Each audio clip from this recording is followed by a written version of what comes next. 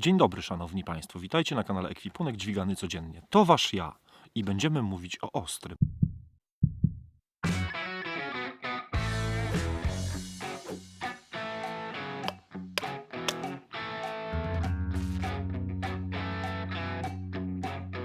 Jakieś pół roku temu nagrałem dla was recenzję BPS Knives i tam były dwa modele. Był Adventurer i był Camping Knife. I BPS 2 miesiące temu do mnie napisało, czy bym chciał zobaczyć nowe modele. No jasne.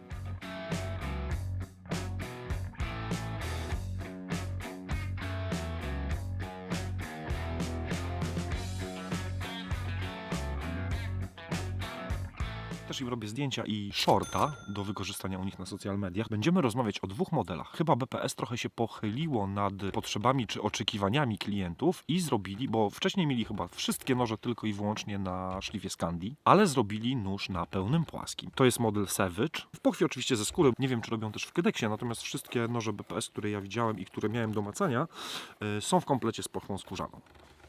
To noże budżetowe, nie? Ale zaraz o cenach też pogadam. Ostatnio pokazywałem wam, oba były w orzechu, a teraz dostałem wersję w czarnej pochwie Savage'a i w bogołk, czyli w dębie bagiennym na rękojeści. A to jest Camping Knife, który mi troszkę przypomina małego Butcher Knife, taki nóż rzeźnicki mały, albo trochę keparta, bo nie jest to na pewno taki spear point, jak wiecie, te typowe buszki. Bardzo fajny, wygodny. W ogóle od razu wam powiem, może to spoiler, ale ten mi dużo bardziej pasuje i naprawdę to jest bardzo, bardzo fajny nożyk. Więc, szanowni państwo, Camping Knife, czyli nóż obozowy i ten też, tylko w tej chwili tam my mieliśmy trochę mniejsze pole manewru, jeżeli chodzi o różnice, a tutaj mamy widoczne różnice i w wyglądzie, i jednocześnie w używaniu, więc pogadamy sobie o BPS Knives, Savage'u i nożu obozowym. Zapraszam na film. living good. A bunch of redneck Robin Hoods. Bunch of redneck Robin Hoods. Hey, we're living good. Back in the woods. Może byśmy sobie zmienili kadr, żebyście widzieli więcej noża, a mniej mnie. Wiem jak jest, mam lustro. Dane techniczne? Dobra. Który najpierw? Ten, który mi się bardziej podoba i który mi bardziej pasował do używania, czyli ten. To jest kod BS2FT-CSH Camping Knife. Dane techniczne. Długość całkowita 230 mm. Klasycznie, standardowo, nieduże, niemałe, takie pełnoprawne noże obozowe. Ten jest dosyć lekki. Ja sobie nawet myślałem, żeby można go było nosić na szyi, tylko trzeba było coś zrobić z tą... Ale to dobra, za chwilkę. 230 mm całości, z czego 110 ostrego. Szerokość głowni 22 mm. Precyzyjne prace w drewnie zdecydowanie lepiej robi się węższym nożem niż szerszym. Grubość 3 mm. Głowni. Ostry grzbiet oczywiście, żeby można go było używać z krzesiwem. Waga samego noża bez pochwy to 140 gramów. One są cienkie, nie są jakieś super fikuśne i są z dosyć cienkiej blachy. Waży sam 140 gramów, z pochwą waży 250 gramów. Oba są w skórze, nie? W danglerach. A to też zaraz będziemy o pochwach gadać. A to jest Savage. No wiem, że wszędzie są, wiecie, truciny, ale to nie bobry, to ja. Od razu wam powiem cenę. Ten Camping Knife kosztuje... Teraz jest u nich promka, sprawdzałem dzisiaj rano, $29, czyli 150-160 zł u nas. Tak w komplecie jak jest, pochwa skórzana, dangler i nóż z blachy węglowej z rękojeścią z drewna. Tego może wyjmę, to będziecie mieli od razu pierwsze porównanie wielkości i szerokości przede wszystkim, bo one się głównie tym różnią, oprócz tego, że szlifem oczywiście. A to jest Savage. Savage jest centymetr dłuższy, bo ma całej długości ma 240 mm i jest o centymetr dłuższa głownia, bo ma 120 mm ostrego. On jest trochę cieńszy, o 0,2 mm. O 0,2 mm, jak ktoś zobaczy oczami, to znaczy, że ma niezłe oczy, nie?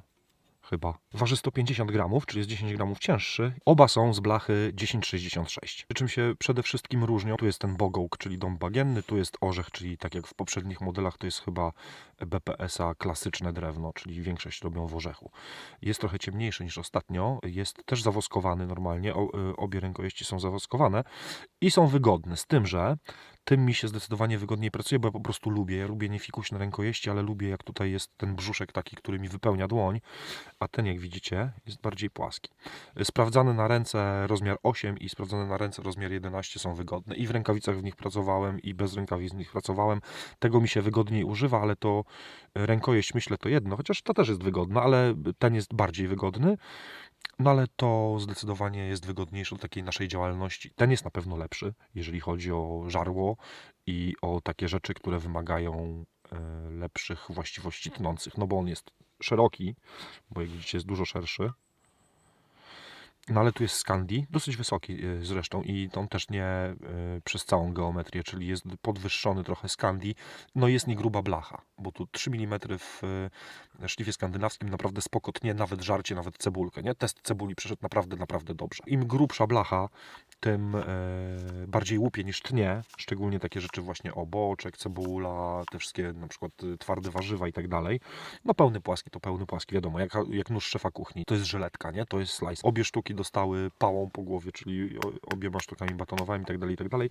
Na pewno przy tym trzeba zwrócić większą uwagę, bo tutaj nie dość, że szersza głownia, pełny płaski, więc mięsa mniej i on pewnie wybaczy mniej błędów. Jakbyście przypakowali źle pałką pod innym kątem czy coś jeszcze w twardym drewnie, no to się może zemścić w postaci, wiecie, wyżarcia.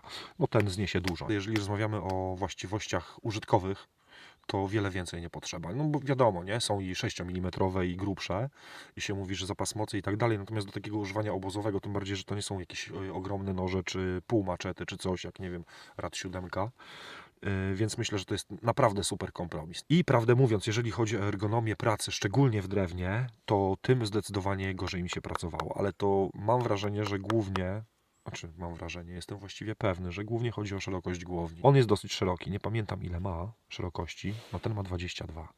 I do nacięć, dzisiaj robiłem sobie ten haczyk taki, żeby Wam też pokazać, nagrałem sobie shorta, haczyk bez wiązania, gdzie trzeba porobić nacięcia i tak dalej, gdzie trzeba później dopasować do tego taki klinik nie, może to stworzeń bardziej. Więc zdecydowanie lepiej, szczególnie takie nacięcia, gdzie trzeba wejść na prosto, nie gdzieś tam pod skosem, bo pod kątem to właściwie używa się ich tak samo, ale gdzieś tam, gdzie trzeba na przykład zrobić nacięcie takie, wiecie, wpuszczone, no to ta węższa głownia jest zdecydowanie lepsza, zdecydowanie wygodniejsza. Ja wiem, że szlif Scandi to jest taki kompromis i trochę się mówi, że zawsze ma gorsze właściwości, no bo ma, bo tutaj fizyki i geometrii nie oszuka, ale są takie noże, które utrudniają jakąś tam robotę. Od bidy to potnie, ale wali o deskę, puka, bo czujecie, że to tak jakby trochę siekierą, nie? Ciął na przykład plasterki, a tu tego nie czuć. Oczywiście, nie? Jak się chce zrobić papierki z pomidorka czy coś, no to tym będzie łatwiej, geometrii nie oszuka, ale tym spokojnie przyrządzi się bez takiego, wiecie, czynnika wkurzającego, nie? Że jeżeli rozmawiamy o nożu uniwersalnym do lasu i ekonomicznym, to ostatnio to samo mówiłem. 160 zł, pochwa ze skóry, rękojeść z drewna, rozbieralny nóż i jeszcze z blachy. Oba są z węglówki, bo ostatnio miałem ten camping knife, ten Spearpoint był z nierdzewki, a Adventurer był z węglówki. Te oba są z węglówki i to jest ta sama blacha. To jest 1066, sprężynowa blacha węglowa. Oczywiście na oba trzeba uważać, bo jak się zagapicie, schowacie mokrego, to za tydzień może być rudy. Dostanie plam od cebuli, coś tam, wiadomo. No ale wystarczy zaolejkować, przetrzeć jakimś tłuszczem czy coś i spoko, nie? Wytrzeć do sucha po używaniu i tyle. One oba mają 57-59 HRC, podaje BPS Knives twardość i spoko. Dobrze się ostrzy, przyzwoicie trzyma ostrość, bo to jest tania blacha, to nie jest żadna super stal i tak dalej, ale do używania w lesie, szczerze powiedziawszy, to ja chyba, szczególnie jak jadę na dłużej, wolę mieć stal budżetową, którą może trochę szybciej albo częściej będę musiał ostrzyć, ale ona jest wygodna do ostrzenia, nawet tak terenowo, niż wziąć coś z takiej na przykład super stali, gdzie jeżeli nie ma płytek diamentowych czy systemu ostrzącego, to się trzeba napieprzyć później pół godziny. No wiadomo, zależy do jakiej tempoty się go doprowadzi. Jak się łatwiej tępią, to się łatwiej ostrzą, wiadomo. Natomiast agresja cięcia jest spoko bardzo. Ja jestem zwolennikiem, kto ogląda filmy, to wie, stali węglowej i też głównie chodzi o pracę w drewnie, bo staram się dbać o noże, więc mi to, że one rdzewieją, że to jest blacha nierdzewna, mi nie przeszkadza. To też kwestia pewnie wyrobienia w sobie nawyku. Natomiast agresja cięcia, szczególnie właśnie przy pracy z drewnem, to jest niebo a ziemia. To tylko i wyłącznie te naprawdę najlepsze stale nierdzewne mają agresję cięcia porównywalną do tych nawet takich ze średniej półki węglówek. Blacha sprężynowa to też, ona pewnie jest porównywalna do naszej 50 HF-ki. To jest ta sama rodzina co 1055, 1066, 1075, 1095. Ontario robi raty z wcześniej robiło z 1095, teraz robi z 1075. One się tam chyba różnią tylko tymi ilością niektórych dodatków, nie? Ale naprawdę jest to spoko stal. Jak do takiego używania, tym bardziej jeżeli chcecie zachować rozsądek, jeżeli chodzi o zapłacenie za nóż, ja konkurencji specjalnie nie widzę. One oba są oczywiście full tangi i są skręcone, nie sklejone, czyli full tang, wiadomo, dla tych, którzy może pierwszy raz słyszą tą nazwę full tang, to znaczy, że nóż jest wykonany z jednego kawałka blachy i na rękojeści są po prostu okładki. I tu oba są w tej konstrukcji, oba można rozkręcić, okładki wymienić, gdyby was poniosło i byście uszkodzili okładkę. Co do pochew? Pochwy Dangler. I to powiem to samo, co powiedziałem przy tamtej recenzji, że mi jedyne, czego brakuje, to żeby Dangler był odpinany, bo jeżeli Dangler, to lubię mieć ten komfort, że nie trzeba odpinać i wydziewać paska ze spodni, żeby go założyć. No ale tak jest prościej na pewno, jeżeli chodzi o produkcję, a te pochwy, jeżeli mówimy w ogóle o pochwach skórzanych w nożach robionych taśmowo, te pochwy są bardzo przyzwoicie zrobione. Widziałem pochwy skórzane renomowanych firm w dużo, wielokrotnie droższych nożach, które były wykonane gorzej. Oczywiście są szyte maszyną, oczywiście nie mają wylizanych krawędzi, ale coś za coś. BPS to ukraińska firma. 6 lat jest na rynku, bo od 2017 roku, to wam też przypomnę, jeżeli na przykład nie oglądaliście tamtej recki, ale pewnie link będzie w opisie. Założył ją ojciec z synem. Tam niespecjalnie wiele osób pracuje, ale obserwuję ich też na fejsie, wrzucają sobie czasami tam jakieś rolki czy coś. No to produkują tego, nie? No i wprowadzają nowe noże, więc wydaje mi się, że idzie Savage na początku wchodził ciężko. One pewnie są szyte i nie są noże do nich wkładane, więc po prostu trzeba ją rozepchać. Wchodzi już normalnie tak jak powinien, nie? Także do końca. A ten to spoczko. No bo jest węższy. Chciałem coś powiedzieć. Nie wiem, czy to jest zasługa może tego, że ja to powiedziałem na poprzedniej recenzji, czy coś, natomiast pochwy są albo to jest inna skóra, albo jest inaczej wykończona, albo jest inaczej zabezpieczona, bo już nie ma tego, co było przy ostatnich, czyli czekajcie, zobaczcie. To jest brudne, nie? Ale leży na mchu mokrym jak cholera i już się nie przebarwiają, więc są jakoś lepiej zabezpieczone, albo inaczej wykończona jest ta skóra, już nie dostaje tych plam. Co do ergonomii jeszcze, analogicznie jak ostatnio, jeżeli ktoś oglądał reckę, co mi się nasuwa, na przykład jaki jest plus tego noża w porównaniu z poprzednim tym camping knife'em, tym spearpointem, takim klasycznym bushcraftem, plus jest taki, że w tym modelu ten jelec jest zdecydowanie większy. W tym zwykłym spearpoincie tutaj praktycznie palec nie ma się o co oprzeć, a tutaj może nie jest tak jak tu, bo tutaj ten wybaczy bardzo dużo pomyłek i błędów, no bo tu się chowa właściwie cały palec przy tym jelcu, a tamten bushlor właściwie tutaj nie ma nic, on jest prawie płaski, nie? Ręka wilgotna, chwila nieuwagi i zjedzie łapa na ostre, a tu ten jelec już jest nie tak jak tu, ale jest zdecydowanie bardziej wyciągnięty niż w tym spearpoincie, więc tutaj on też wybaczy trochę błędów. Palec się spoko opiera. Oba mają oczywiście nacięcie przy początku krawędzi tnącej. Dla mnie to jest istotne. Nie wiem, jak tam, czy wy zwracacie uwagę, czy nie. Dla mnie to jest istotne, bo na przykład jak ostrzę na płytkach noże, czy na płytce z Lidla, czy na kamieniach i nie ma tego nacięcia, tego tutaj nocza przy wyjściu szlifu i początku krawędzi tnącej i się ostrzy na płytce diamentowej, to może mniej, to wtedy się harata raczej nóż, ale jak się na przykład ostrzy na kamieniach wodnych i nie ma wyjścia, to macie, jak nie ma nacięcia przy wyjściu szlifu, to są właściwie dwie opcje. Albo nie ostrzycie od początku, tylko odsuwacie, żeby nie haratać kamienia, albo ostrzycie od początku i wtedy haratacie tym wyjściem szlifu kamień. Ten nóż jest naprawdę spoko. On jest mniej uniwersalny, tak bym powiedział. Ale jeżeli to ma być nóż bardzo uniwersalny, to ten jest mega spoko. Ta rękojeść jest, mam wrażenie, bardziej obrobiona, ale jest naprawdę wygodna, nie? 120 rękojeści to już jest tak, że i w rękawicy, jak się ma dużą łapę, to się spoko pracuje i się go wygodnie trzyma. Nie cierpło mi przedramię, nie miałem problemu, że gdzieś tam czułem, że mi ucieka i musiałem go ściskać czy coś. Jest naprawdę spoko się nim pracuje. Jedyny minus nie, po prostu ciut gorsze właściwości, jeżeli chodzi o wiercenie, bo ten spearpoint, taki wiecie, typowy właśnie spearpoint, ten buszek, no to on ma ten sztych, tym się wierci gorzej, bo szeroka głownia. 2,8 mm, pełny płaski, widzicie, to jest żyletka, nie? I to ma swoje plusy, ale w momencie, kiedy gdzieś tam w drewnie coś, no to tu może pstryknąć, nie? I wyciągniecie niecały nóż z drewna i konkurencji za bardzo nie widzę. Jeżeli mówimy o nożu za 160 zł w komplecie z pochwą ze skóry, to nie przychodzi mi nic do głowy. Wcześniej mówiłem, że Adventurer był moim takim a teraz jak już bym miał te 4 porównać, to myślę, że ten, później Adventurer, później ten klasyczny buszek i na końcu ten grzbiet ostry. Można skrobać korę, można czyścić korzenie świerku z piasku, żeby sobie zrobić wiązanie naturalne, trze krzesiwo. Ten chyba miał być trochę bardziej fikuśny, dlatego jest tak zrobiony. Szerokość głowni,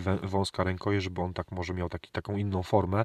Odsłonięte, tu jest otwór na laniard odsłonięty. Jest dłuższy, nie? Więc można z niego sobie zrobić ośnik. No a przez to, że jest żyletka, no to można sobie, nie wiem, okorowywać jakieś tam drewno, coś spoko. Ten tutaj, on jest niepozorny może, ale nacięcia, struganie, skrócenie sobie chwytu, oprzeć kciuk o kciuk. Wiem, że może nie jestem normalny, jeżeli chodzi o noże i tak dalej, ale nie mam takiego parcia, że to musi być jakiś tam super blacha. Dlatego w Ledermanie Arku na mnie robi to wrażenie, że to jest pierwszy raz Magna Cat gdzieś tam użyty w multitoolu i coś tam, ale nie świruję z tego powodu. Generalnie bardzo mocno doceniam budżetowe węglówki. One się, kurczę, świetnie sprawdzają. Ja już nie mówię o tych nożach konkretnych, ale w ogóle, jeżeli mówimy o robocie obozowej, gdzie częścią, mniejszą, większą, ale zawsze częścią roboty jest praca w drewnie, i nie mam na myśli tylko zbierania opału. Rzeźbienie, struganie, robienie nacięć, robienie konstrukcji, czy na przykład, już tak mówimy bardziej w kontekście takiego prawilnego, nie? Bushcraftu, spusty do pułapek, no to ta agresja cięcia, kurde, no robi robotę i ma znaczenie, nie? Znaczy dla mnie, no bo to wiadomo, każdy ma inne priorytety. To nawet jeżeli ktoś nie ma korby na punkcie noży i niespecjalnie się zna na blachach, czy nie rozumie różnic, czy nie słyszał o różnicach i tak dalej i dacie mu nóż z jakiejś, powiedzmy, średniej półki nierdzewki, nawet tej nieszczęsnej N690, której ja nie znoszę, i dacie mu na przykład taki nóż z 1066, to może nie będzie umiał nazwać tych różnic, ale będzie wiedział, czym mu się lepiej pracowało. Te noże wam chciałem pokazać. Ciemno, na 2.8. I to tyle. Prawda jest taka, że jak się jest mocno w temacie nożowym, to wiecie, nie ma się odchyły.